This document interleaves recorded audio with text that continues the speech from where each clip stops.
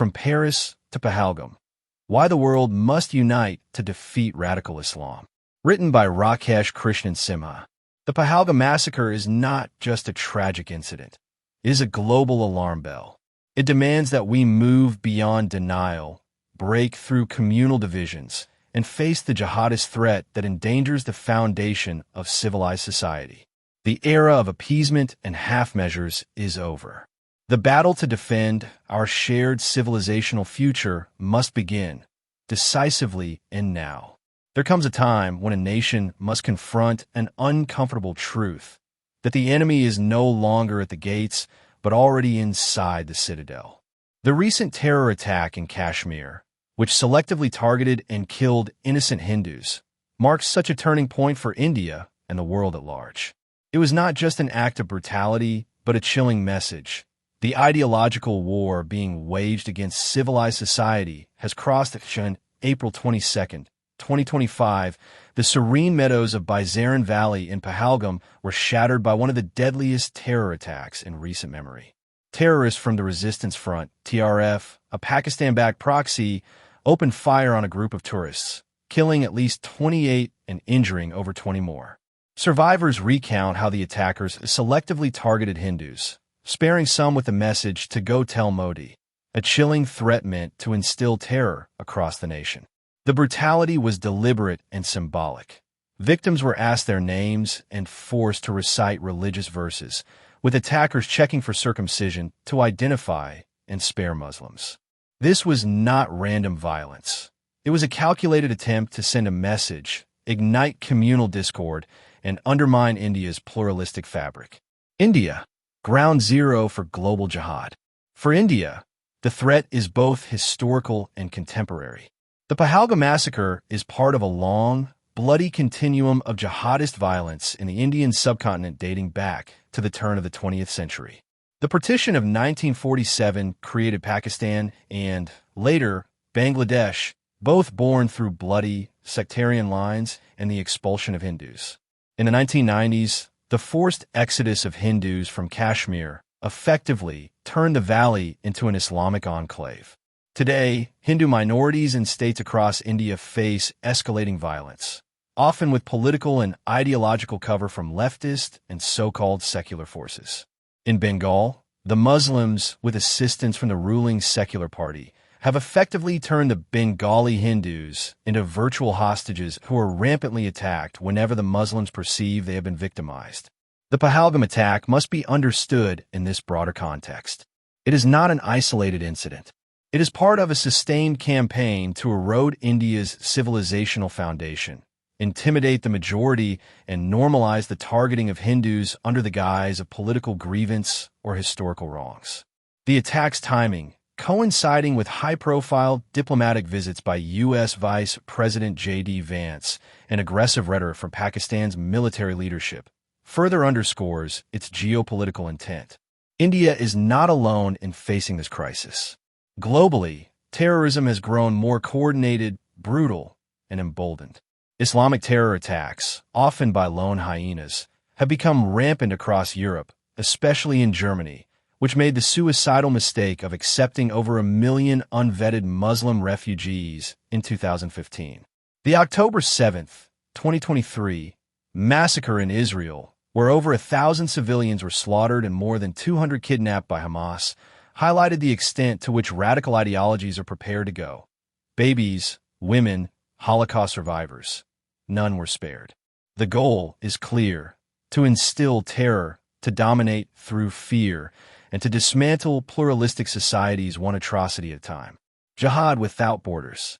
Islamic terror is not a regional issue. It is a global one, with members of just one religion, Islam, attacking members of all other religions. Muslims attack Hindus in India. Muslims attack Christians in Europe. Muslims attack Buddhists in Myanmar. Muslims attack Sinhalese in Sri Lanka. Muslims attack Zoroastrians in Iran. Muslims attack Yazidis in Iraq. And Muslims attack gays in American nightclubs. Basically, Muslims have a problem with everyone else.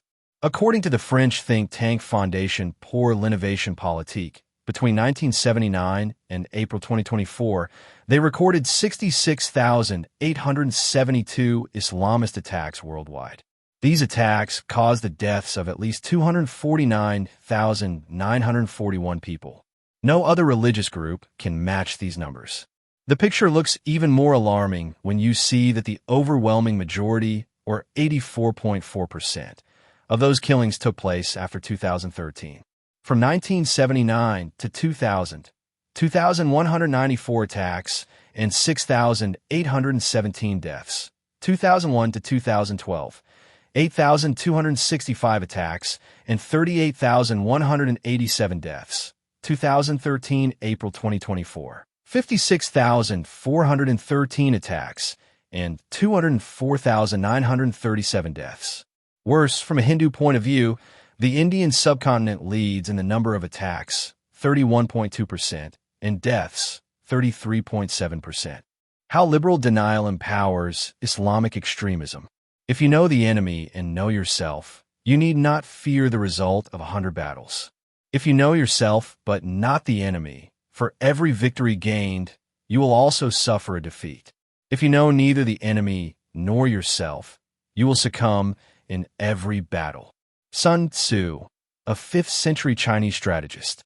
The number one problem in dealing with Islamic terrorism is either a complete lack of understanding of Islam or stubborn denial by the liberals that there is a problem at all. Across the world, the left and the liberals have become the shield of Islam, which leads to bizarre situations where liberal politicians and judges are openly cozying up to radical elements. This is because they do not understand the ultimate aim of Islam, which is to eradicate all non-Muslims and bring the planet under one Islamic caliph. For instance, in the U.S., a federal judge blocked President Donald Trump's ban on people from 5 of the most dangerous Muslim countries on the planet: Chad, Iran, Libya, Somalia, Syria, and Yemen. In the UK, a victim of the Pakistani pedophile gangs in Rotherham was asked by the police to take down her social media posts about the scandal. The Supreme Court of India is seeking to overturn a recently passed law that seeks to give relief to non-Muslims whose properties are being illegally claimed by a Muslim endowment organization.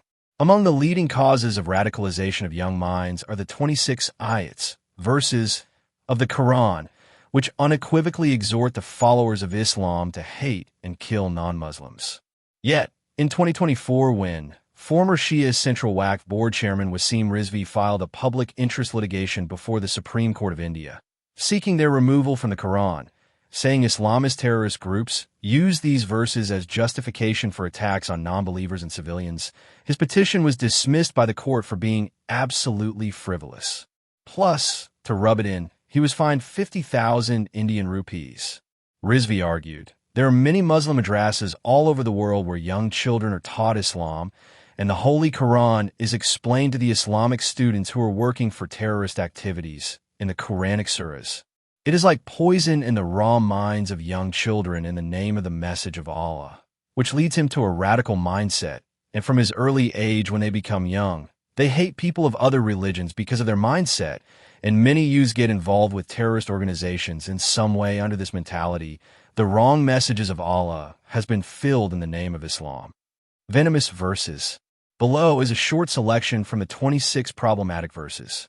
Nobody can argue against the fact that these are fertile sources of radicalization. Surah 3, Ali Imran, verse 151. We will cast terror into the hearts of those who disbelieve. Surah 4, An-Nisa, verse 56. Indeed, those who disbelieve in our verses, we will drive them into a fire. Every time their skins are roasted through, we will replace them with other skins, so they may taste the punishment. Indeed, Allah is ever exalted in might and wise. Surah 5, Al-Ma'idah, verse 51. O you who have believed, do not take the Jews and the Christians as allies. Surah 9, At-Tawbah, verse 5. And when the inviolable months have passed, kill the polytheists wherever you find them and capture them and besiege them and sit and wait for them at every place of ambush. Verse 29. Fight against those who do not believe in Allah or the last day. Verse 123. O you who have believed, Fight against those adjacent to you, of the disbelievers, and let them find in you harshness. Surah 41, Fussilat, verse 27. But we will surely cause those who disbelieve to taste a severe punishment, and we will surely recompense them for the worst of what they had been doing. Verse 28. That is the recompense of the enemies of Allah, the fire. For them, therein is the home of eternity as recompense for what they, of our verses, were rejecting. Surah 66, At-Tarim, verse 9. O Prophet, strive against the disbelievers and the hypocrites, and be harsh upon them. And their refuge is hell, and wretched is the destination. Do they misread Islam, or understand it too well? But do ordinary Muslims take these ayats literally? Let's listen to what a Muslim terrorist has to say about this. On May 22, 2013, Lee Rigby, a soldier in the British Army, was attacked and killed by two British men, Michael Adebowale and Michael Adebolajo, who had recently converted to Islam. This brutal crime received widespread media coverage and was intended to reach as broad an audience as possible. The attackers made sure to attract the attention of passers-by and encouraged them to record the incident on their phones. The attackers were later found to be guilty of killing Rigby and were sentenced to life imprisonment. The apology offered by Michael Adebolajo was notable, as he claimed that he was brainwashed and misinterpreted the Quran in trying to justify his horrific actions. Aladdin Al-Taraneh, associate professor at Jordan Zarqa University, comments, the attackers were of Nigerian descent and knew no Arabic. After killing Lee Rigby, Adebolajo called on the people around him to contact the police, justifying his horrific deed by saying, Muslims are dying daily by British soldiers. And this British soldier is one. It is an eye for an eye and a tooth for a tooth. He added, through many passages in the Quran, we must fight them as they fight us. Therefore, Adebolajo claimed that his justification for killing was inspired by the Quran. From tolerance to retaliation, the world's brewing response to jihad. Due to the rapid pace of Muslim population growth and the accompanying rise in terror attacks across the world, many people today feel overwhelmed, believing that the spread of jihad is inevitable. Common sentiments like, London is lost to the Pakistanis, Minneapolis has become an Islamist enclave, or Bengal will be swallowed by Bangladesh, reflect this growing despair.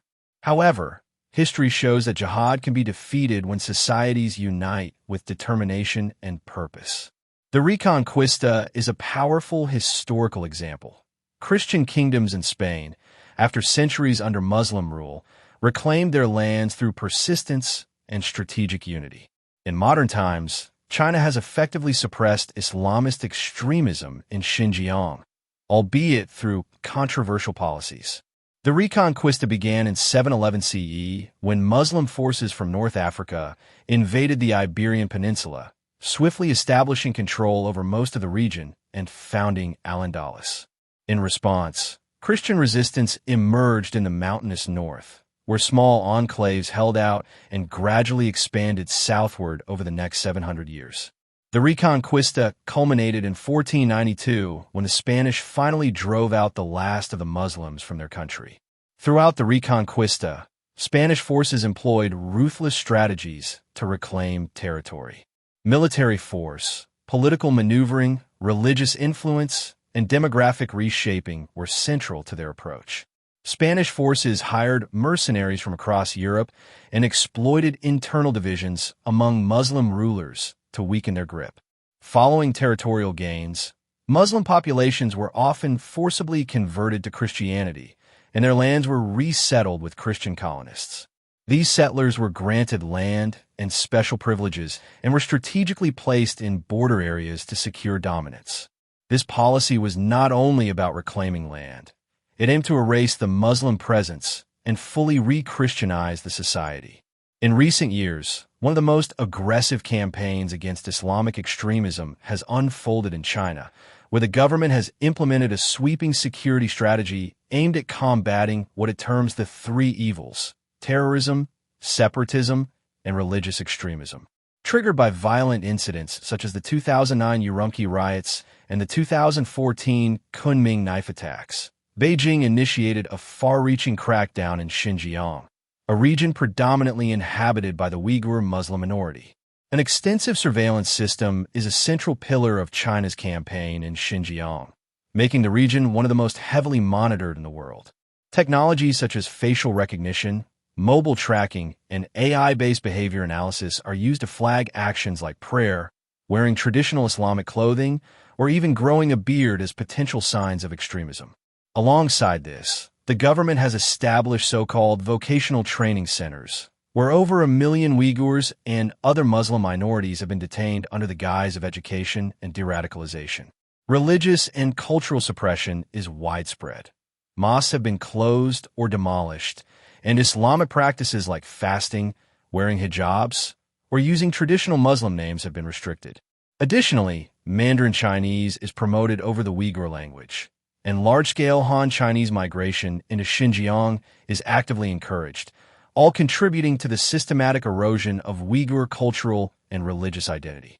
Though controversial and heavily criticized for human rights abuses, these policies have effectively suppressed overt Islamist activity, with the Chinese government citing increased stability and security as outcomes. The enduring lesson from history, both ancient and recent, is that when civilizations are pushed to the brink by the relentless brutality of an uncompromising ideology, their patience eventually gives way to fierce resistance. When stripped of their dignity, identity, and freedom, peaceful societies can respond with a force equal to or even greater than the extremism that threatens them. And if global trends continue unchecked, we may be closer to that breaking point than we realize. A manifesto against extremism. Build a global coalition to crush jihad. Across the world, there's growing resistance to the rise of radical Islam and the woke left alliance that shields it. From India to Israel, the U.S. to Hungary, nationalist governments with strong public backing are stepping up. But this isn't a battle that can be won in isolation.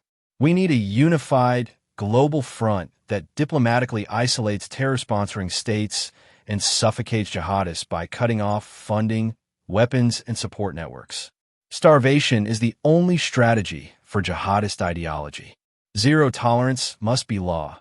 Radicalism must be met with absolute, unapologetic law enforcement. Whether it's border infiltration, online hate preaching, or mosque-based indoctrination, every form of extremism must be crushed swiftly and without political interference. While Gulf nations enact hardline policies, Western democracies commit slow suicide in the name of free speech, allowing radicals to preach sedition openly. That must end. Peace and national survival come before ideological purity.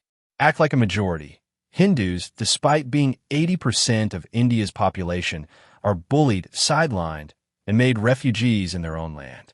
Appeasement politics have created a culture of cowardice, where soldiers tolerate stone attacks and police avoid arresting extremists. The same weakness plagues the West, where fear of being called Islamophobe prevents justice. That era must end. The enemy isn't at the gates anymore, it's inside. Strike first. We can't wait for the next bomb or attack. Surveillance, infiltration, and elimination of radical networks must become routine operations. Terror must be met with preemptive strikes. Terror should have consequences for families and communities. If a terrorist emerges from a village, the whole community must share responsibility. If families and hometowns experience the consequences of terrorism, they'll stop breeding or sheltering it. Civilizational unity, not communal division. Hindus, Sikhs, Christians, Buddhists, and others must unite with one voice. We will not be conquered by medieval zealotry. The enemy wants division. We must respond with unity, organization, and cultural confidence. Target the source. Pakistan. Pakistan has long served as the global epicenter of Islamist terrorism. The global community must now act with unity and resolve. The United Nations must pass binding resolutions condemning Pakistan's continued support for terrorism. All forms of international aid, financial, military, and humanitarian, must be frozen. Most critically, Pakistan should be formally designated a state sponsor of terrorism. The message must be clear. Nations that breed terrorism will be punished, isolated, and made to pay a heavy price. Dismantle madrasas. Madrasas breed indoctrinated youth with no skills but endless hate. They must be banned or replaced with real education. As Jordanian scholar Al-Tarana said, stopping radicalization before it starts is cheaper and more effective than fighting full-scale terror. Countering jihad begins with reshaping minds, not just chasing bullets. The delusion that distant fires won't reach your neighborhood must end. The entire world is impacted by jihad. Paris yesterday, Pahalgam today, Moscow or Minneapolis tomorrow. The world must come together to tackle this existential threat to civilization. The Overton window, the range of options acceptable to the mainstream population at a given time, is narrowing all the time. Delay would be suicidal.